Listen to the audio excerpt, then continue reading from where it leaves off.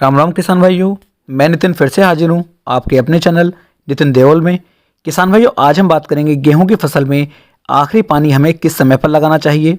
वह हमें आखिरी पानी लगाते समय कौन कौन से खाद डालने चाहिए जिससे कि हम अपनी गेहूं की फसल से एक अच्छा रिकॉर्ड तोड़ उत्पादन निकाल सकें।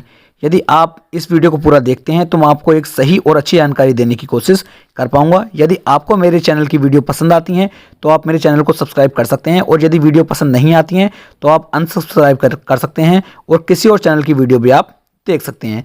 किसान भाइयों, इस चैनल पर यदि आपके कुछ प्रश्न हैं, आपके कुछ कमेंट हैं, तो आप @नितिन देओल करके अपने प्रश्न पूछ सकते हैं। आपके सभी प्रश्नों के, आपके सभी सवालों के जवाब बहुत जल्द देने की कोशिश की जाती है।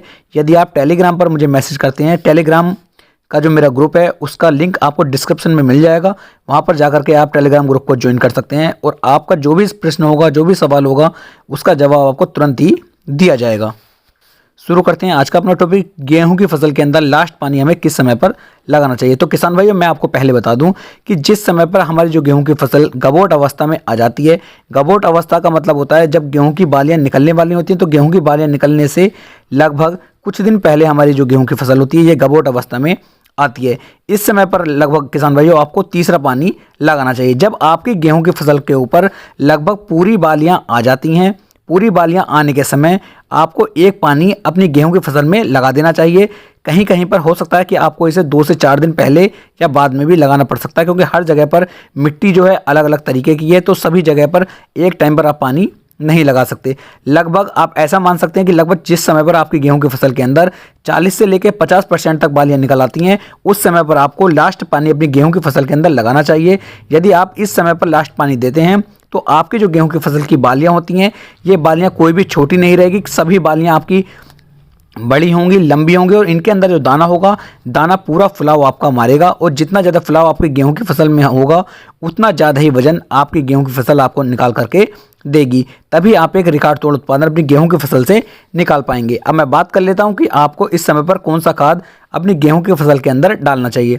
तो किसान भाइयों, मैं आपको बता दूं, जिस समय पर हमारी कोई भी फसल हो या फिर हमारी गेहूं की फसल हो, जब उस पर दाना बनना या फिर फल बनना शुरू हो जाता है, उस समय पर हमें आवश्यकता पड़ती है पोटास की। यदि आप पोटास दानेदार के रूप में डालना चाहते हैं तो आप MOP पोटास का उपयोग कर सकते हैं, और यदि आप स्प्रे के रूप में डालना चाहते हैं तो आप NPK 0050 का उपयोग कर सकते हैं। इनका उपयोग आपको किस तरीके से करना है उसके बारे में मैं आपको बता देता हूं। यदि आप MOP पोटास के बारे में बात करना चाहते हैं तो किसान भाइयों, लगभग आपको 25 किलोग्राम MOP पोटास को लगभग 25 किलोग्राम बालू रेत के अंदर मिक्स कर लेना है, और इन दोनों को आपस में मिक्स करने के बाद आपको पानी लगाने से लगभग 1 से 2 दिन पहले अपने खेत के अंदर इसका बिखराव करवा देना है, और उसके बाद आपको अपने खेत की सिंचाई कर देनी। यदि आप ऐसा करते हैं तो आपकी जितनी भी बालियां होंगी, इनमें कोई भी ऐसा नहीं होगा कि कहीं पर दाने पतले हैं, कहीं पर दाने मोटे हैं। एक रूप से आपका खेत चलेगा और बहुत ही शानदार बालियां आपके गेहूं की फसल के अंदर निकल कर आएंगी, जिससे आप अच्छा रिकॉर्ड तोड़ उत्पादन निकाल सकते हैं। यदि मैं बात करूं स्प्रे की, तो स्प्रे के लिए किसान भाइयों आपको NPK 0050 आपको ले लेना है, और इसे 1 किलोग्राम की मात्रा आपको लेनी है, और लगभग 130 से लेके 150 लीटर पानी के अंदर मिक्स कर लेना है, और उसके बाद इसका स्प्रे अपनी गेहूं की फसल पर यदि आप कर देते हैं तो आपके खेत के अंदर पोटास की मात्रा पूरी हो जाती है, और इससे आपकी गेहूं की फसल की जितनी भी बालियां होंगी ये सभी एक समान रूप से भरेंगी। कोई भी दाना छोटा नहीं रहेगा, कोई भी दाना बड़ा नहीं रहेगा। कुछ किसान भाइयों को दिक्कतें आती है कि उनकी बालियां छोटी रह जाती हैं, कुछ किसानों भाइयों को दिक्कतें आती हैं कि उनकी गेहूं की फसल का जो दाना होता है वह पिचक जाता है, सिकुड़ जाता है। यदि आप समय पर पानी देते हैं और पोटास का उपयोग अपनी गेहूं की फसल के अंदर करते हैं तो आपकी फसल ना ही दाना पिचका हुआ निकलेगा आपकी फसल के अंदर, ना ही वो कोई बालियां छोटी आएंगी।